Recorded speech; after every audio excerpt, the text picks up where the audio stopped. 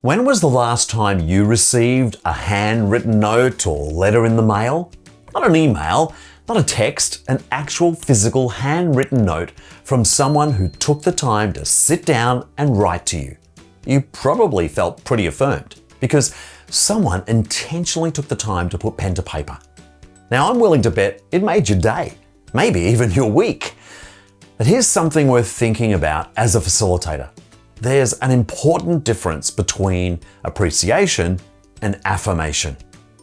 Appreciation says, thank you for what you did. It's warm and it's welcome, but affirmation intentionally says, I see something remarkable in you, and that lands somewhere completely different.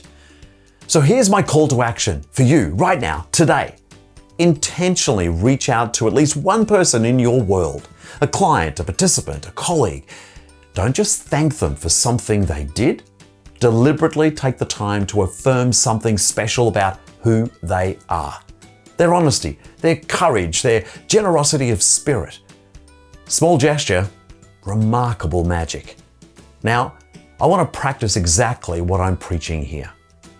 To everyone watching this right now, you are likely someone who genuinely and intentionally wants to make this world a better, more meaningful place. That's not a small thing, and I am proud, truly proud, to count you among my most valued colleagues and friends around this world.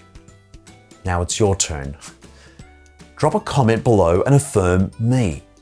What have I shared here on YouTube or playmeo that has made a difference for you in your facilitation journey?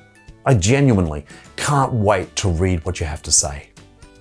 Now, if you're still here, perhaps because I've inspired you in some way, go ahead and hit the like button or subscribe to our channel, or both.